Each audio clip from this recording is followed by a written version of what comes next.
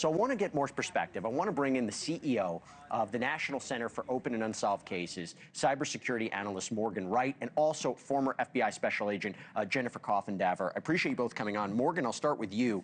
How soon before we get test results back on that glove? They're considering the notoriety this case has, they're moving heaven and earth right now. So it would depend on which laboratory they took it to, but suffice it to say, even if they had to go to Quantico because they wanted special equipment, that got flown out there, it's getting tested. So you might have something within 24 to 36 hours, I would say, and so on the glove, they're not just looking for DNA. There's things called epithelial evidence too, thin tissue with the skin. You're also looking for, was there any vegetation consistent with what was at Nancy's house that's not consistent with where the glove was found? And then the other thing, it was hard for me to see, but when you take gloves off, what do? You pull them off and turn them inside out. Was this glove turned inside out? Or was it just thrown on the road? Because, you're looking, it's either connected and it's legit, it's noise, it's just unrelated, or it's misdirection. I hate to say misdirection, but with some of the notes we've been getting and the latest one that the guy wanted 1 Bitcoin to, quote, rat the guy out. Yeah. At this point, you have to put extra scrutiny on every piece of evidence you find and constrain it and make sure it's connected to the case before you actually give it any kind of importance. Jennifer, let's play that out for a second. Let's say they get a hit back on one or several people on this glove. What do they do next? Because that's not the end of the story. How do they investigate these individuals? What does that investigation look like? Well, when you look at this, and I'll only add that there could also be arm hair, there could also be sweat.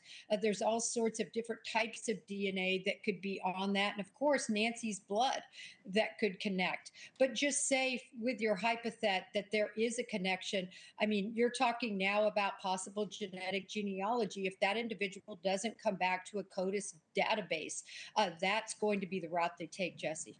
By the way, Brian, I'm glad you're staying with us. I was getting rid of you too quickly. I have to ask you this question. I'm happy you're with me.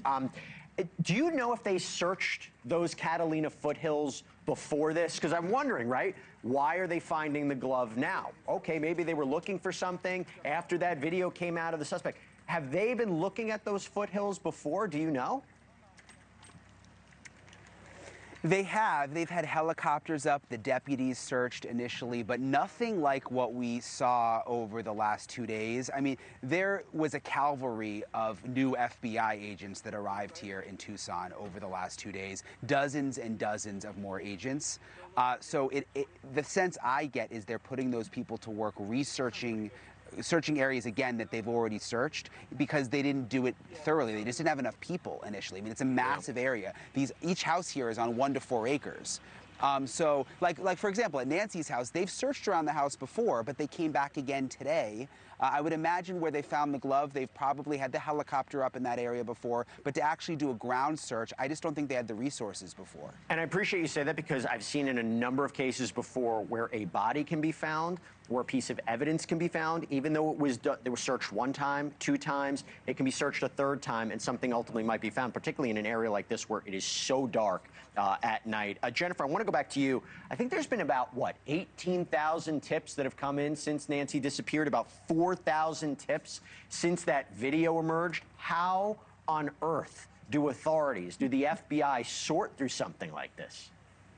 Well, these command posts that are set up, that the FBI is set up right now, and it's a 24-hour command post, there's literally a triage station. So these calls are coming in, and then that information is being triaged by an agent that is sitting there specifically responsible for that, and then sending out those leads, if you will, to crews of agents that will be assigned to covering that particular lead. So it's a monumental task, but the FBI has the resources to do it quite efficiently. Morgan, one of the reasons I'm really happy to have you on as well is because of after that footage came out, I don't know if we have it, if we have the still image of that individual where you can see kind of the makeup of the mouth and the eyes. Yeah, I think, yeah, there's a good one. So, as Chris will say, I ask a better mind. I don't know. Is there any kind of new technology, the use of AI technology that can identify who this person is using that still photograph? I mean, in one way, it is better than other footage we have sometimes. I mean, sometimes the footage can be far away, it can be blurry. That's not bad. Is there anything that you know that can be used to actually identify who this person is? I mean, the one right there on the right, I don't know if you guys see it, the one there on the right is probably the best picture of this person.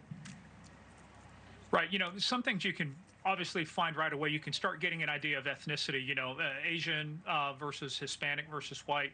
You can start narrowing that window. And then what you do is you have to, is there technology out there? Yeah, yes, there is. Here's the issue.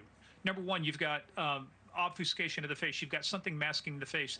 So it makes that process even more difficult. There's a lot of programs out there. There's publicly available ones. There's one that law enforcement uses, where facial recognition is still more of an art than a science, because you have to get the parameters right.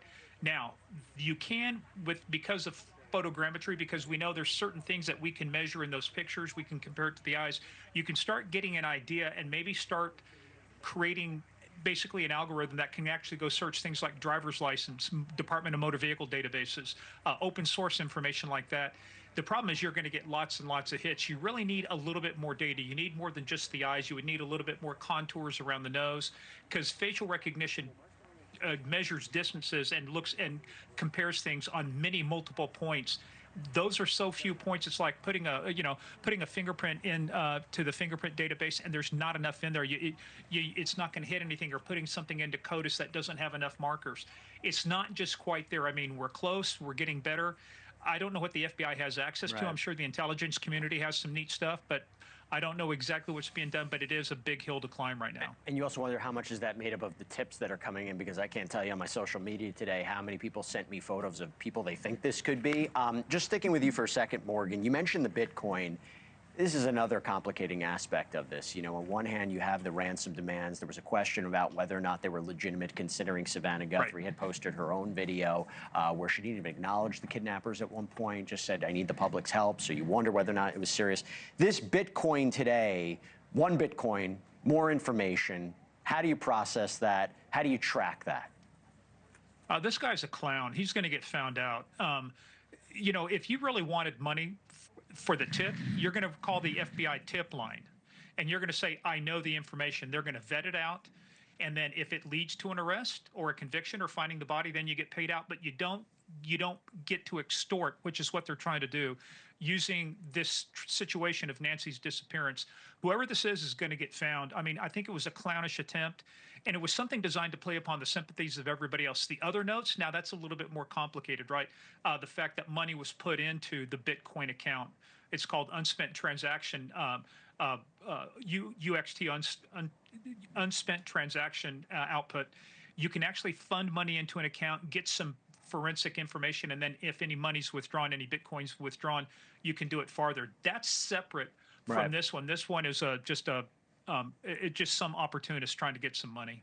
Jennifer, you heard me talk to Brian about the ups, the downs, the sideways, the 180s of this investigation. You were on with me last night. Two parts to this.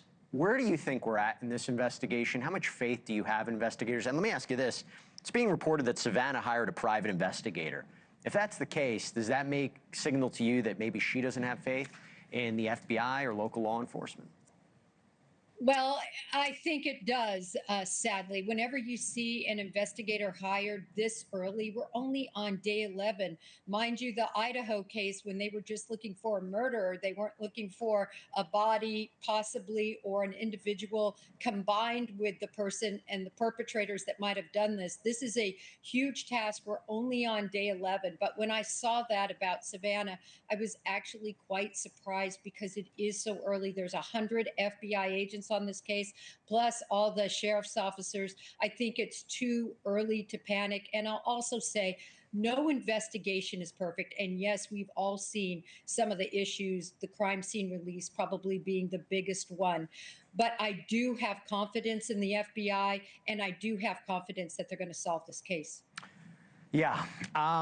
Okay. Here's what I want to do. Obviously, we're going to stay on top of this. Morgan Wright, Jennifer Coffindaffer, thank you so much for taking the time. I appreciate it. Thank you for watching. Subscribe below and download our NewsNation app right now on your phone, and you will get fact-based, unbiased news for all Americans.